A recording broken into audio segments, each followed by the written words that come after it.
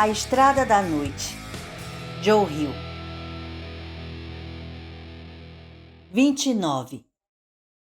Georgia levou Judy para o quarto dela, onde tirou a toalha da cabeça e atirou-a numa cadeira.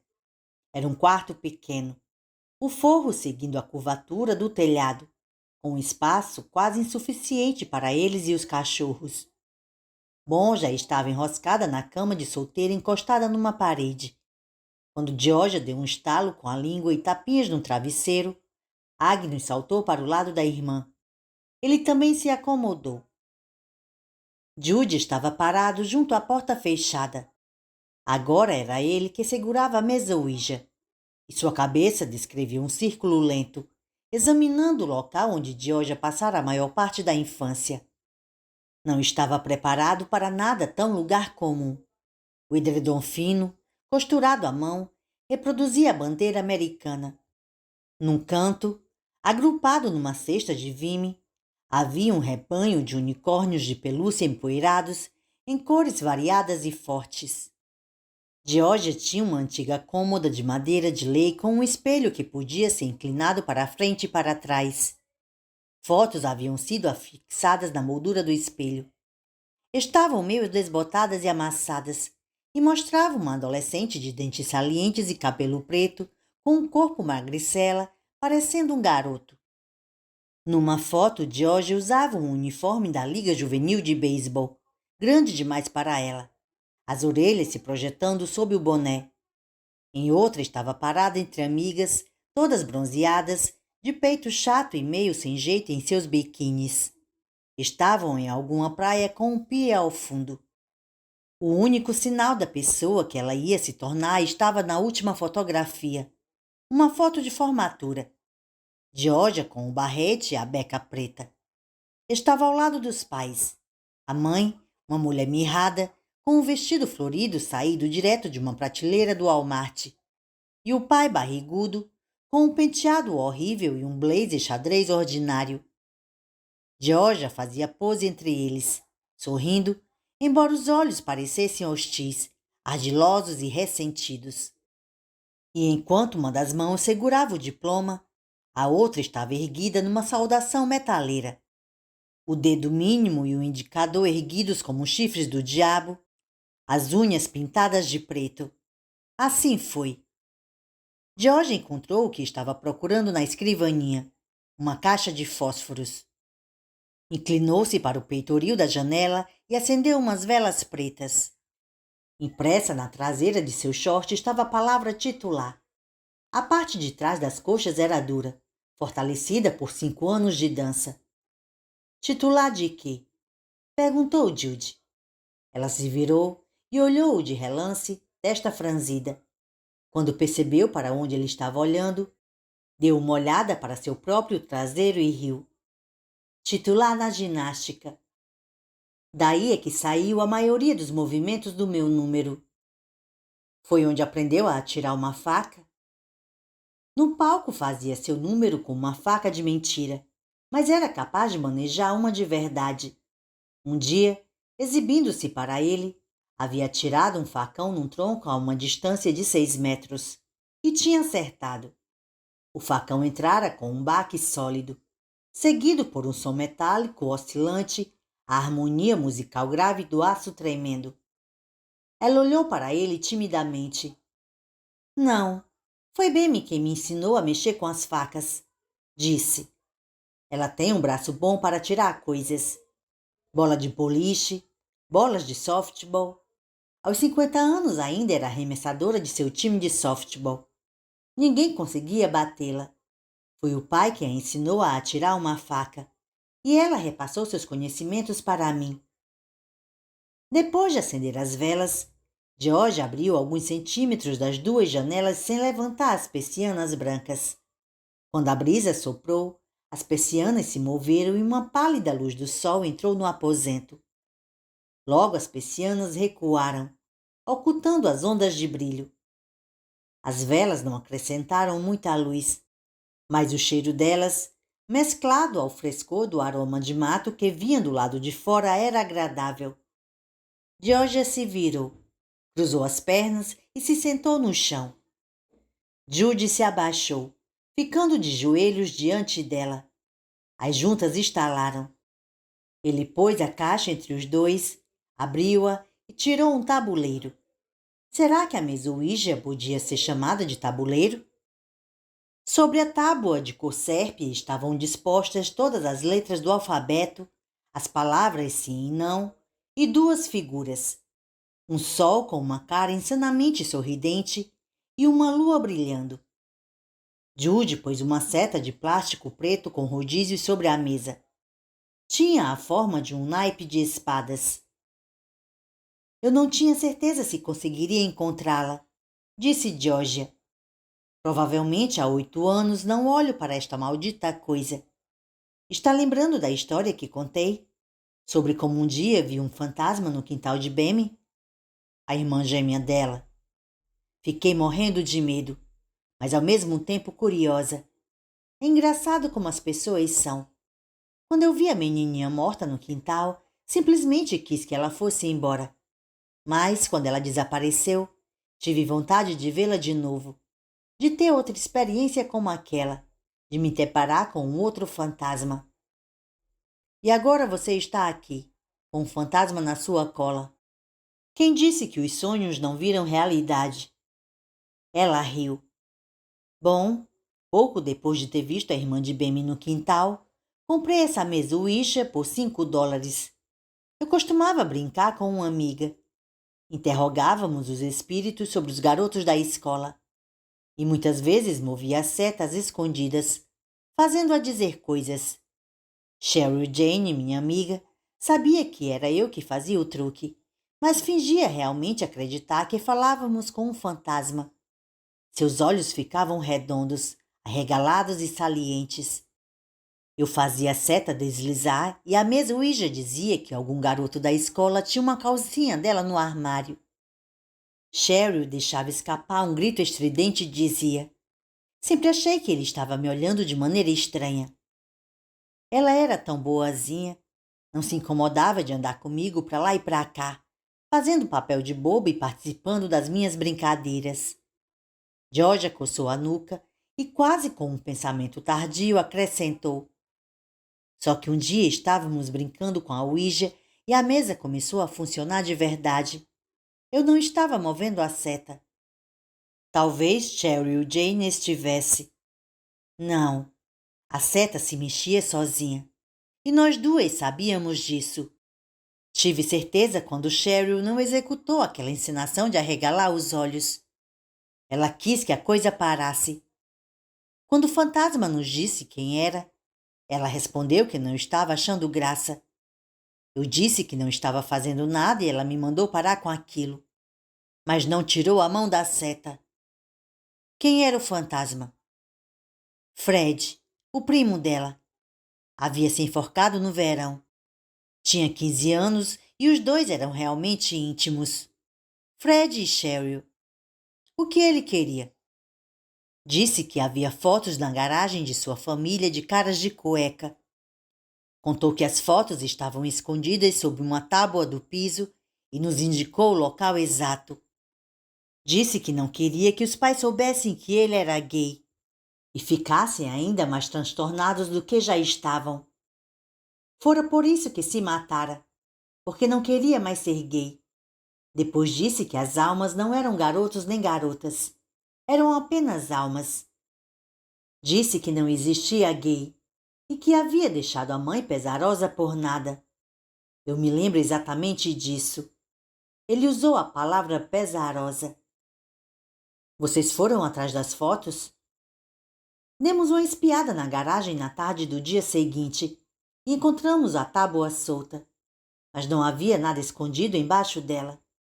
Então o pai de Fred apareceu atrás de nós e começou a berrar. Disse que não tínhamos nada de ficar xeretando em volta da casa dele e nos mandou cair fora. Cheryl achou que o fato de não termos encontrado as fotos provava que era tudo mentira e que eu tinha armado aquilo. Você nem imagina como ela ficou furiosa. Mas acho que o pai de Fred encontrou as fotos antes de nós e se livrou delas para ninguém descobrir que o filho era uma boneca. Pelo modo como gritou, Devia estar com medo do que pudéssemos saber, do que pudéssemos estar procurando. Ela fez uma pausa e acrescentou. Eu e Cheryl não conseguimos superar o que aconteceu. Fingimos por uma par de cal no assunto, mas nunca mais passamos muito tempo juntas, o que foi conveniente. Eu já estava transando com George Hugger, o amigo de meu pai, e não queria ter um monte de colegas no meu pé fazendo perguntas sobre como, de repente, eu passara a andar com tanto dinheiro no bolso. As persianas foram para a frente e para trás. O quarto se iluminou e escureceu. Agnes bocejou. Então, o que fazemos? Disse Judy. Nunca brincou com isso? Judy balançou negativamente a cabeça. Bem, cada participante põe a mão sobre a seta, disse ela. George esticou a mão direita, mas mudou de ideia logo em seguida e tentou puxá-la de volta. Era tarde demais. Judy já tinha segurado seu pulso. Ela estremeceu, como se até o pulso estivesse dolorido. George havia removido o curativo antes do banho e ainda não pusera novas ataduras. A visão daquela mão nua tirou o fôlego de Judy. Era como se tivesse ficado horas mergulhada numa banheira, a pele enrugada, branca e macia. O polegar estava pior. Por um instante, no escuro, a mão pareceu quase descarnada. A carne tinha se inflamado, adquirindo um chocante tom vermelho. Na base do polegar havia um largo círculo de infecção, um disco fundo, amarelo de pus que ficava preto no centro. Cristo, disse Judy. A cara de Georgia, pálida demais, magra demais, estava surpreendentemente calma. Olhava para ele através das sombras trêmulas. Ela puxou a mão. Quer perder essa mão? Perguntou Judy. Quer ver se pode morrer por causa do sangue contaminado? Estou com menos medo de morrer que 2 dias atrás. Não é engraçado?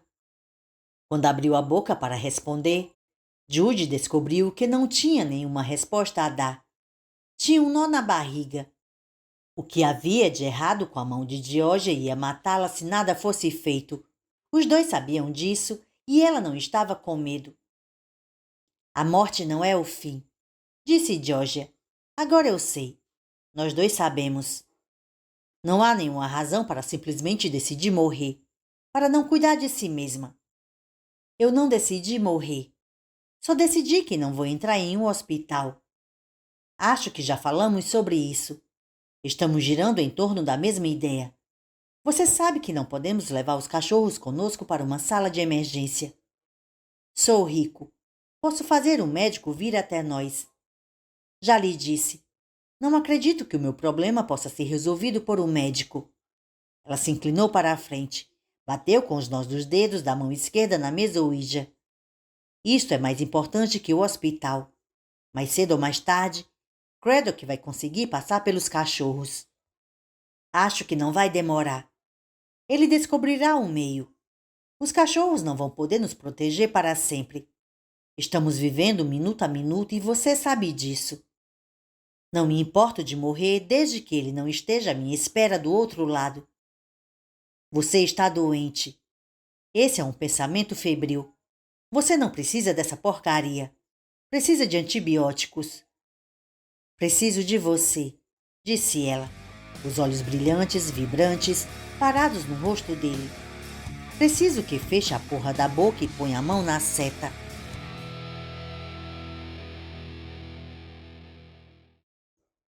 Trinta. Georgia disse que conduziria a conversa e pôs os dedos da mão esquerda na seta ao lado dos dedos dele. Judy ergueu os olhos quando a ouviu respirar profundamente. Georgia fechou os olhos, não como se estivesse prestes a entrar num transe místico, mas como se fosse pular de um trampolim muito alto e tentasse superar a agitação no estômago. Tudo bem, disse ela. Meu nome é Mary Beth Stacy Kimball. Usei o codinome Morfina durante alguns anos ruins, e o cara que eu amo me chama de Georgia. Embora isso me deixe furiosa, Mas Mary Beth é quem eu sou. Meu verdadeiro nome. Ela abriu um pouco os olhos apertados.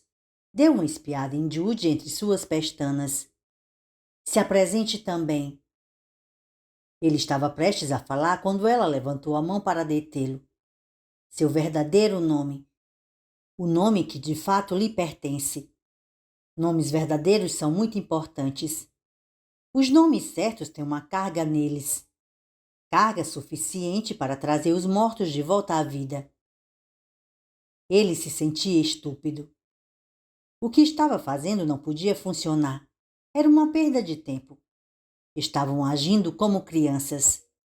Por outro lado, não seria a primeira vez que faria papel de bobo. Sua carreira tinha lhe proporcionado uma variedade de oportunidades semelhantes. Certa vez, na gravação de um clipe, ele e sua banda, Dizzy, Jerome e Kenny, tiveram que simular uma fuga horrorizada por um campo de trevos. Eram perseguidos por um anão vestido com uma roupa suja de duende que carregava uma serra elétrica. Com o tempo, Jude desenvolveu uma espécie de imunidade à sensação de se sentir estúpido.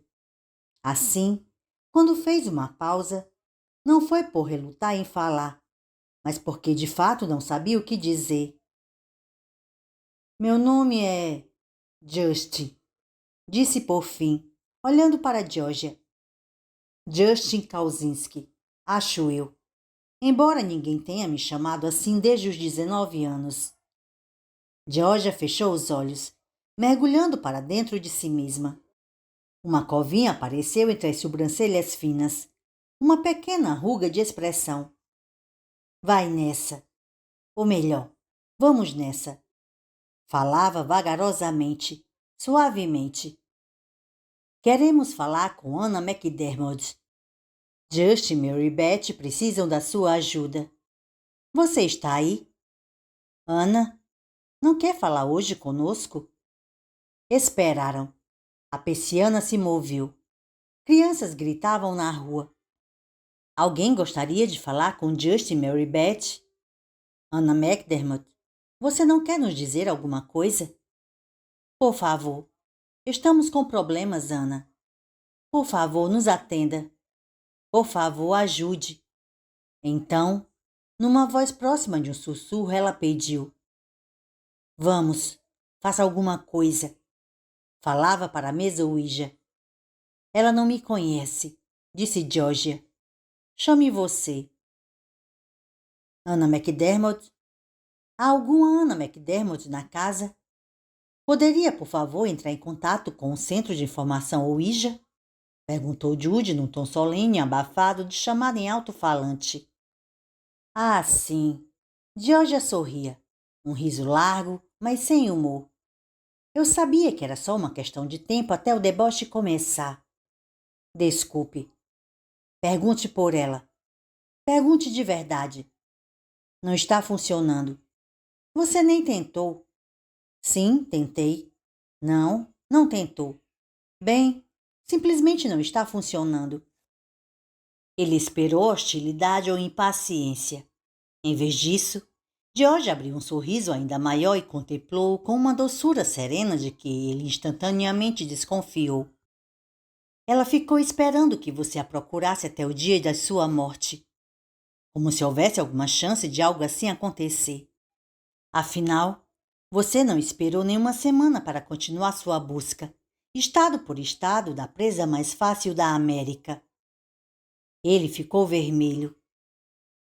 Talvez você não quisesse continuar dançando por muito tempo com aquela coleira de cachorro. Eu sei, e isso acaba comigo.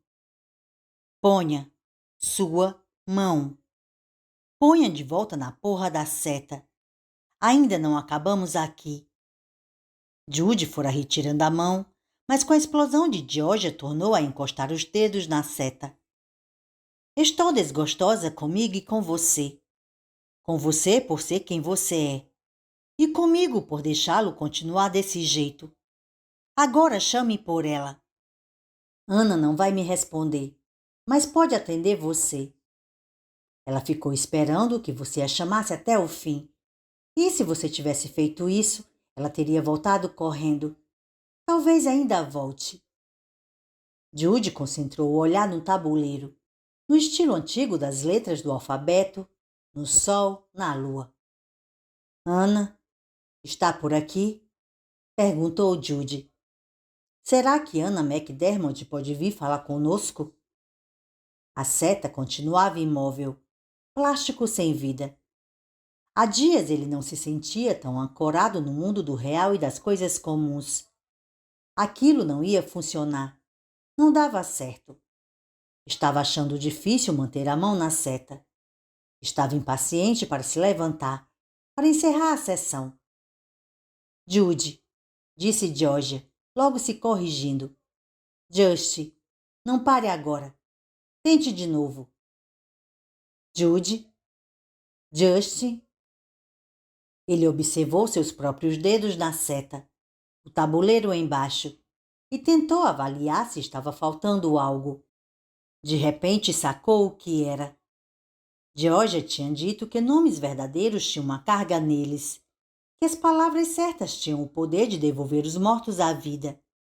E então lembrou que Justin não era seu verdadeiro nome.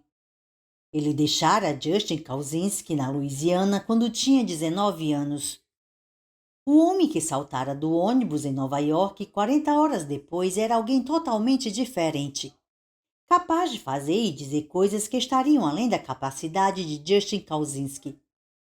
E o que ele e George estavam fazendo de errado era chamar por Anna McDermott. Ele nunca a chamara assim. No período em que ficaram juntos, ela não era Anna McDermott. Flórida, disse Judy, quase num suspiro. Ele próprio se surpreendeu com o tom. Era uma voz calma, autoconfiante. Venha falar comigo, Flórida. É o Judy, querida. Desculpe por eu não ter procurado você antes. Estou chamando agora. Está aí? Está ouvindo? Ainda está esperando por mim? Estou aqui agora. Estou bem aqui. A seta pulou sob seus dedos, como se o tabuleiro tivesse sido golpeado por baixo. Georgia pulou com ela e deu um grito abafado. Sua mão doente voou para a garganta. A brisa mudou de direção e puxou as persianas, jogando-as contra as janelas e escurecendo o quarto. Agnes levantou a cabeça, os olhos revelando um brilho esverdeado e antinatural sob a luz fraca das velas. A mão sadia de Georgia permanecera sobre a seta, que voltou a se mexer assim que bateu de volta no tabuleiro. A sensação não era natural e fez o coração de Judy disparar. Era como se houvesse outro par de dedos, uma terceira mão abrindo espaço entre sua mão e a de Georgia, fazendo a seta deslizar, girando-a sem aviso. A seta correu pelo tabuleiro, encostou numa letra, ficou parada um instante, depois rodopiou sob os dedos dos dois, forçando Judy a torcer o pulso para conservar a mão sobre ela. P. Georgia leu a letra. Ela estava nitidamente sem fôlego. O, R, Q, U, E. Por quê? Repetiu Judy. A seta continuou encontrando as letras e Georgia continuou a cantá-las. N-A-O. Judy não prestava atenção. Concentrava-se no que estava sendo soletrado. Não me procurou. A seta deu metade de uma volta e parou, os rodízios guinchando debilmente. Por que não me procurou? Repetiu Judy. E se não for ela? Se for ele? Como vamos saber com quem estamos falando? A seta se moveu antes que George tivesse acabado de falar. Era como ter um dedo num disco que tivesse de repente começado a rodar. P, O, R, Q, U, E, O. Georgia foi cantando as letras. Porque o céu é azul. Completou Judy. A seta ficou imóvel. É ela. Flórida sempre dizia que gostava mais de fazer perguntas do que de respondê-las. Chegou a ser uma espécie de piada entre nós. Era ela. Imagens passaram pela cabeça de Judy. Uma série de nítidos instantâneos. Ela no banco de trás do Mustang, nua sobre o couro branco, só com as botas e um chapéu de cowboy com uma pena, espreitando-o por baixo da aba, os olhos brilhando de malícia. Ela puxando sua barba nos bastidores do show do Trent Reznor e ele mordendo o lado de dentro da bochecha para não dar um berro. Ela morta na banheira, algo que ele jamais vira, exceto na imaginação. A água estava escura, e o padrasto, em seu paletó preto de agente funerário, de joelhos ao lado da banheira, como se estivesse rezando. Vamos lá, Judy, disse Georgia. Fale com ela. Georgia se esforçava para falar, sua voz um pouco mais do que um sussurro. Quando Judy ergueu de relance os olhos, ela estava tremendo, embora o rosto suado parecesse sem brasa. Os olhos brilhavam do fundo das órbitas escuras e ossudas. Olhos febris. Tudo bem com você? Georgia sacudiu a cabeça. Me esqueça. E estremeceu furiosamente. Sua mão esquerda continuou sobre a seta. Fale com ela. Judy tornou a olhar para o tabuleiro.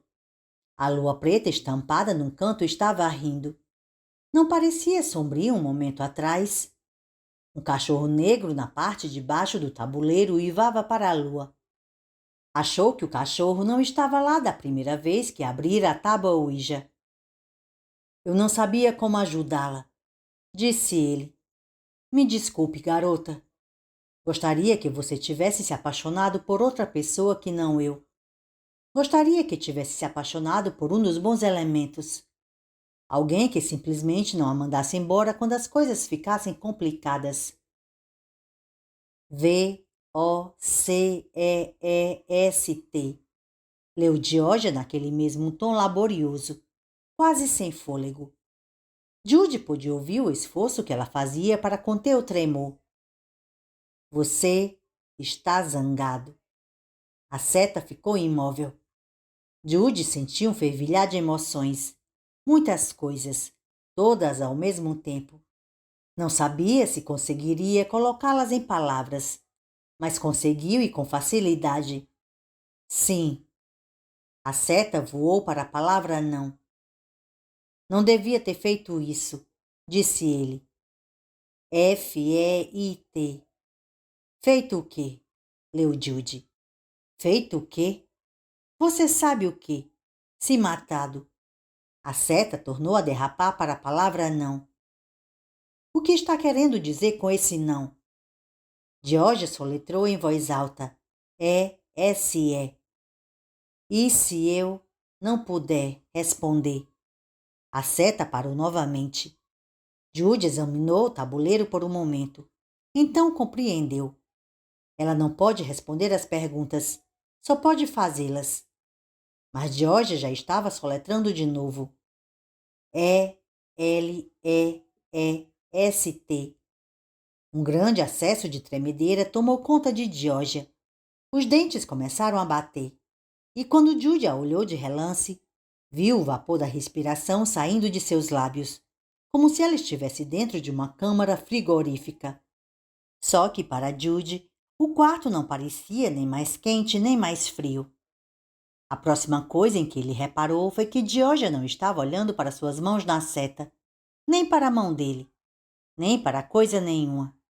Seus olhos tinham perdido o foco, fixados numa distância etérea. Georgia continuava cantando as letras em voz alta à medida que a seta as tocava. Não estava mais, porém, olhando para o tabuleiro. Não podia ver o que estava fazendo. Ele, Judy lia enquanto Georgia ia soletrando numa tensa monotonia. Está atrás de você. Georgia parou de cantar as letras e ele percebeu que fora feita uma pergunta. Sim, está. Acha que você se matou por minha culpa. E agora está querendo ajustar contas. Não. A seta ficou apontada por um longo tempo para a palavra, momento enfático antes de começar de novo a se mover sobre as letras. Porquevoc,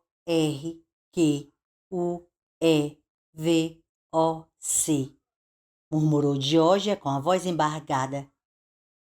Por que você é tão burro? Jude ficou em silêncio, olhando. Um dos cachorros deu um ganido. Então Jude compreendeu. Por um momento se sentiu dominado por uma sensação de tontura e profunda desorientação. Era como o atordoamento de alguém que se levanta repentinamente. Era também um pouco como sentir o gelo frágil cedendo sob os pés, o primeiro e chocante momento do mergulho. Achou incrível que tivesse demorado tanto tempo para compreender. Filho da puta, disse Jude, a voz sufocada de raiva. Aquele filho da puta. Reparou que Bon estava acordada, olhando apreensiva para a mesa Ouija. Agnus também estava atento, a cauda batendo no colchão. O que podemos fazer? Disse Jude. Ele está vindo atrás de nós e não sabemos como nos livrar dele. Pode nos ajudar? A seta oscilou para a palavra sim. A porta dourada. Sussurrou Georgia. Jude olhou para ela e recuou. Os olhos dela tinham rolado para cima, deixando visivelmente somente a parte branca. E todo o seu corpo estava tremendo de cima a baixo, violentamente. O rosto, normalmente já pálido, perdera ainda mais a cor e parecia feito de cera, com um desagradável aspecto translúcido. Saía vapor de sua respiração. Jude ouviu a seta roçando no tabuleiro, deslizando febrilmente por ele. Olhou para baixo. Georgia não estava mais soletrando, não falava mais. Ele próprio reuniu as palavras. Quem vai ser a porta? Quem vai ser a porta? Eu vou ser a porta, disse Georgia. Georgia, disse Jude, do que você está falando? A seta começou a se mover de novo. Jude agora não falou. Ficou vendo a seta encontrar as letras, não hesitando mais que um instante diante de cada uma antes de avançar para a outra. Você vai me fazer passar através. Sim, disse Georgia, se eu puder. Vou ser a porta e vou fazer você atravessá-la para detê-lo. Você jura? Eu juro. O tom de Georgia era baixo, sufocado, tenso de medo. Juro, juro, meu Deus, eu juro. Faço qualquer coisa. Só não sei o que fazer. Estou pronta para fazer o que tiver de fazer. Só me diga o quê. Você tem um espelho, Mary Beth. Por quê? Disse Georgia piscando, os olhos se revirando, olhando embaçados ao redor. Ela virou a cabeça para a cômoda. Há um... gritou. Seus dedos saltaram da seta e ela apertou a boca com as mãos para sufocar o grito. No mesmo instante, Agnus ficou de pé e começou a latir de cima da cama. Ele estava olhando para o que ela estava olhando. Então Jude se contorceu para olhar também, seus dedos abandonando a seta, que começou a rodopiar e rodopiar sozinha, como um garoto dando giros com sua bicicleta. O espelho sobre a cômoda estava inclinado para a frente. Mostrava Georgia sentada diante de Jude, a mesa Ouija entre os dois. Só que no espelho, os olhos de Georgia estavam cobertos por uma venda de gaze preta e sua garganta estava cortada. Uma boca vermelha se abriu obscenamente na frente dela, e a blusa estava ensopada de sangue. Agnus e Bon pularam da cama no mesmo momento. Bon bateu no chão e se atirou contra a seta, rosnando. Fechou os maxilares sobre ela, do modo como teria atacado um camundongo tentando escapar para a toca. A seta se espatifou entre seus dentes. Agnus se atirou contra a cômoda e pôs as patas da frente em cima dela, latindo furiosamente para a face no espelho. A força de seu peso fez a cômoda se inclinar sobre os pés traseiros. O espelho podia se mover para frente e para trás, e agora balançava para trás, inclinando-se até ficar virado para o teto. Agnes caiu de 4 e, em seguida, a cômoda fez o mesmo, desabando de suas pernas de madeira com um poderoso estrondo. O espelho oscilou para a frente, girando para mostrar mais uma vez a Georgia seu próprio reflexo. Era apenas seu reflexo. O sangue e a venda preta tinham desaparecido.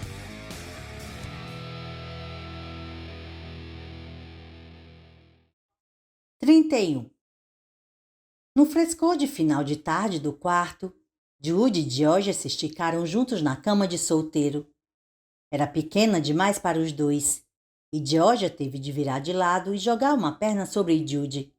Ela aninhou a face no pescoço dele, a ponta fria do nariz contra a pele de Judy. Ele estava entorpecido. Sabia que precisava pensar sobre o que tinha acabado de acontecer, mas parecia incapaz de fazer seus pensamentos voltarem ao que vira no espelho, ao que Ana estivera tentando lhes dizer. Sua mente não queria ir até lá. Sua mente queria se afastar da morte por alguns momentos. Sentia-se tomado pela morte. Sentia a promessa de morte por toda parte.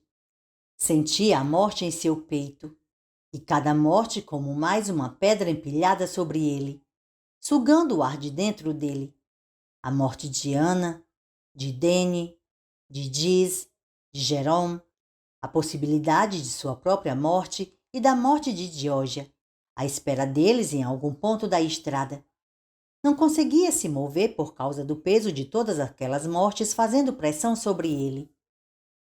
Judy tinha a impressão de que, desde que ficasse bem quieto e não dissesse nada, ele e Georgia poderiam prolongar indefinidamente aquele momento de tranquilidade, com as persianas batendo e aquela luminosidade pálida ondulando em volta. A coisa ruim que estava à espera deles jamais os alcançaria. Enquanto permanecessem na pequena cama, a coxa fresca de Georgia sobre ele, o corpo dela apertado do seu lado, o inimaginável futuro não iria chegar. De qualquer modo, ele veio. Bem bateu suavemente na porta, e quando falou, foi uma voz silenciosa e incerta. Tudo bem com vocês aí? Georgia se ergueu sobre um cotovelo. Passou as costas da mão nos olhos. Só naquele momento Judy percebeu que ela estivera chorando. Ela piscou, deu um sorriso torto, mas um sorriso real, não um sorriso de fingimento. Embora fosse humanamente impossível conceber qual poderia ser a razão daquele sorriso. A face de Georgia fora lavada pelas lágrimas e aquele sorriso era doloroso em sua sinceridade fácil, juvenil. Parecia dizer, oh bem, nem tudo é como a gente quer. Judy entendeu então que ela acreditava que o que ambos tinham visto no espelho fora uma espécie de visão, algo que ia acontecer, que talvez não pudessem evitar. Sentiu-se acovardado com a ideia. Não, não. Melhor Craddock conseguir pegá-lo e aquela coisa acabar do que Georgia morrer afogada em seu próprio sangue. Porque Ana lhe mostraria aquilo, o que ela podia estar querendo. Querida, chamou Bemi. Estamos bem, respondeu Georgia. Silêncio. Então, não estão brigando aí dentro, estão? Ouvi coisas caindo. Não, disse Georgia. Um tom de quem achava a própria sugestão ultrajante. Juro por Deus, Bemi. Desculpe o barulho. Bem, disse Bemi. Precisa de alguma coisa? Lençóis limpos, disse Georgia. Outro silêncio. Judy sentia Georgia tremendo em seu peito. Um doce tremor. Ela mordia o lábio inferior para conter o riso. De repente, ele também estava lutando com aquilo, dominado por uma súbita, convulsiva hilaridade. Apertou a boca com uma das mãos enquanto suas entranhas se reviraram com um riso encurralado, estrangulado. Jesus, disse Bemi. fazendo o barulho de quem queria cuspir. Jesus Cristo! Seus passos foram se afastando da porta enquanto ela dizia isso. Georgia caiu contra Judy, a face fria, úmida, apertada com força contra seu pescoço. Judy pôs os braços em volta dela e os dois se agarraram morrendo de rir.